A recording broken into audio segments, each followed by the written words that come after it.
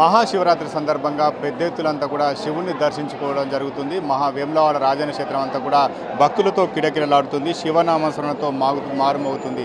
భక్తులంతా కూడా శివ దర్శన అనంతరం ఇక్కడే ఉండి వారంతా కూడా రాత్రంతా కూడా జాగరణ ఉపవాస దీక్షలు చేసేందుకు సిద్ధమవుతున్నారు. చాలామంది భక్తులు, వేలాది మంది భక్తులు మహాశివుని దర్శించుకొని వారంతా కూడా బారులు తీరుతున్నారు. ఈరోజు శివునికి ఇష్టమైనటువంటి రోజుగా భావించి శివారాధన చేస్తూ వారంతా కూడా భక్తులంతా కూడా ఇక్కడనే ఈ శివ సన్నిధిలోనే గడపడం జరుగుతుంది. ప్రస్తుతం శివరాత్రి రోజున ఎలాంటి ఆచారాలు కొనసాగుతాయి, ఎలాంటి పూజలు నిర్వహిస్తారో తెలుసుకునే ప్రయత్నం చేద్దాం. ప్రస్తుతం నాకు సంబంధించి ఆలయ అర్చకులు అందుబాటులో ఉన్నారు. మహాశివరాత్రి రోజున ఎలాంటి పూజా కార్యక్రమాలు నిర్వహించడం జరుగుతుంది, ప్రత్యేకంగా ఇతర శైవ క్షేత్రాలు పోలిస్తే వేములవాడలో కాస్త భిన్నమైన ఆచార సంప్రదాయాలు కొనసాగుతాయి కదా, ఇక్కడ ఎలాంటి పూజలు చేస్తారు సార్? వాగర్ధావివ సంపృక్తౌ వాగర్ధ ప్రతిపత్తయే జగత పితరో వందే పార్వతీ పరమేశ్వరో. దక్షిణ కాశీగా ప్రసిద్ధిగాంచినటువంటి వేములవాడ అనాదిగా విరాజిల్లుతున్నటువంటి యొక్క మహాక్షేత్రము. ఇది హరిహర క్షేత్రం. రాజరాజ నరేంద్రుని యొక్క పరిపాలనలో మళ్ళీ పునర్నిర్మాణం జరపబడినటువంటి యొక్క మహాక్షేత్రం ఇది.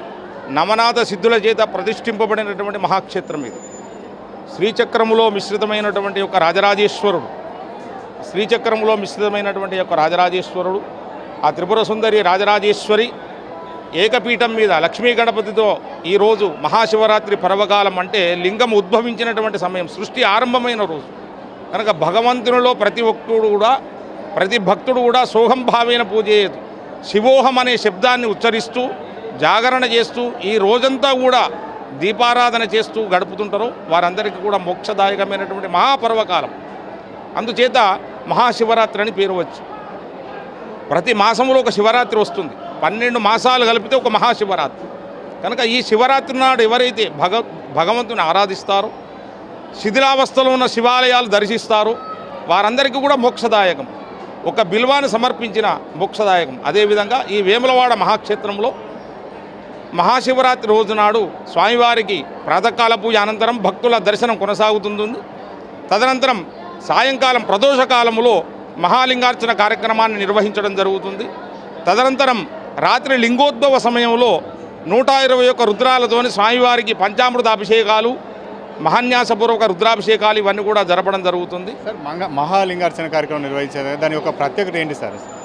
అంటే ఇందాక చెప్పాను మీకు, 366 రోజులు మనము గ్రహచారాన్ని పరిశీలన చేసుకున్నట్టుంటే ఒక గ్రహము 30 డిగ్రీల చొప్పున 12 గ్రహాలు 12 ముళ్ళ 36, 360 రోజులు.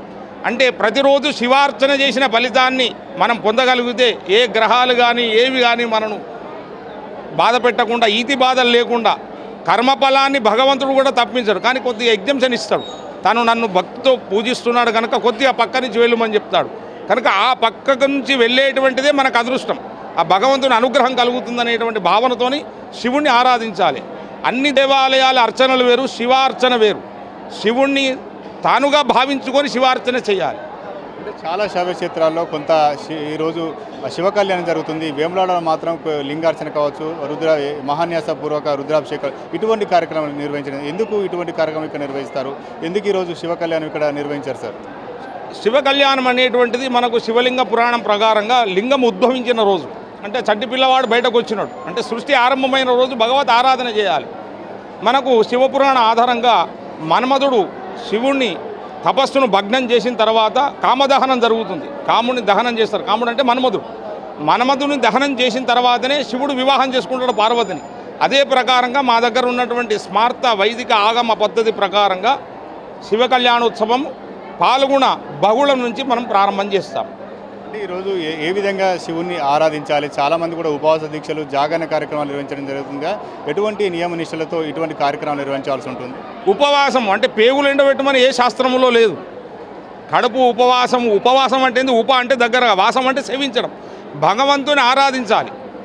లోపలున్న జీవాత్మను తృప్తిపరుస్తూ భగవంతుని ఆరాధిస్తూ ఉండాలి.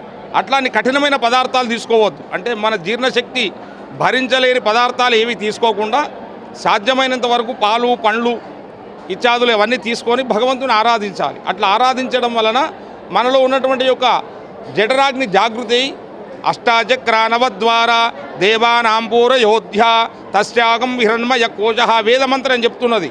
9 రంధ్రాలతో జన్మ ఇచ్చిన నీకు అందులో నేను నివసం ఉంటున్నా, నన్ను ఈ శివరాత్రి నాడైనా గ్రహించి పూజించు, నీకు పుణ్యం కలుగుతుంది అని భగవంతుడు చెప్పినటువంటి మంత్రం కనుక అది తెలుసుకోగలిగితే మనకు ఎక్కడైనా శివోహం, శివ మయం, శివమయం. మయం అంటే ఏమిటి? ఏమి లేదు, శివుడు ఉన్నాడు, ఉన్నది తెలుసుకోవాలి, ఏది లేదో అది ఉన్నదని తెలుసుకోవడమే శివోహం. మొత్తానికైతే మహాశివరాత్రి సందర్భంగా శివారాధన చేస్తే మంచి ఫలితాలు దక్కుతాయి. అదేవిధంగా శివుని నియమ నిష్టలతో పూజించాలని చెప్పి అర్చకులు చెప్తున్నారు. మొత్తానికైతే మహాశివరాత్రి సందర్భంగా మాత్రం పెద్ద ఎత్తున భక్తులు వచ్చి రాజన్నను దర్శించుకోవడం జరుగుతుంది. కెమెరా పర్సన్ సుధీర్తో సతీష్, 10 టీవీ, వేములవాడ.